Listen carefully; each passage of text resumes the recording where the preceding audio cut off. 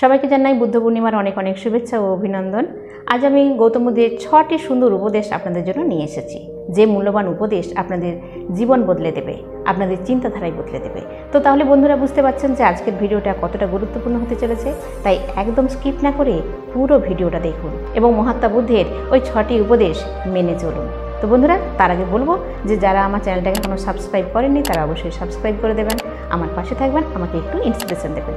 তাহলে চলুন বন্ধুরা, কী অমূল্য উপদেশ গৌতম বুদ্ধ আমাদের জন্য রেখে গেছেন একটু জেনে নিই।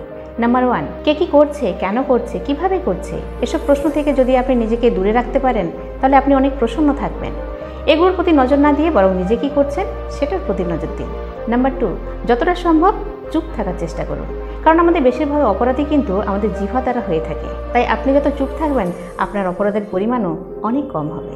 নাম্বার 3, যে ব্যক্তি বাস্তবতার থেকে বেশি ভাবনায় ভেসে থাকে, কল্পনায় বেঁচে থাকে, সেই ব্যক্তিকে ঠকানো এবং বোকা বানানো খুবই সহজ। তাই ভাবনা আর কল্পনার জগৎ থেকে বেরিয়ে এসে বাস্তবতায় বাঁচুন।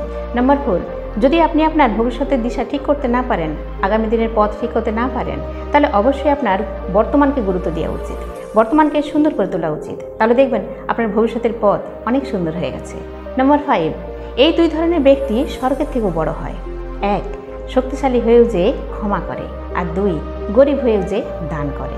তাই ক্ষমাশীল এবং শুদ্ধ মনে দান করার মানসিকতা রাখুন। নাম্বার 6, খুবই গুরুত্বপূর্ণ একটা উপদেশ মহাত্মা আমাদের জন্য রেখে গেছেন, সেটা হলো সময়ের আগে পাওয়া জিনিস তার মূল্য হারিয়ে ফেলে, আর সময়ের পরে পাওয়া জিনিস কখনোই তার মহত্ব হারায় না। তাই সময়কে বুঝুন, সময়ের মূল্যকে বুঝুন, সময়কে গুরুত্ব দিন, আর সমস্ত কাজ সঠিক সময়ে করার চেষ্টা করুন। তো বন্ধুরা, এই ছিল গৌতম বুদ্ধের 6টি মূল্যবান উপদেশ, যা আপনারা সত্যি যদি একটু মেনে চলেন এবং কাজে লাগান তাহলে কিন্তু আপনার জীবন বদলে যেতে বাধ্য, এবং আপনি জীবনে যা চাইছেন তা অবশ্যই পাবেন এবং একটি অনন্য চরিত্র হয়ে উঠবেন সকলের কাছে।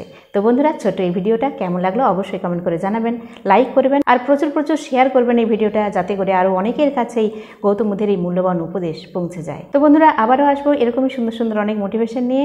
সবাই খুব ভালো থাকবেন। আজকে আসি, টাটা।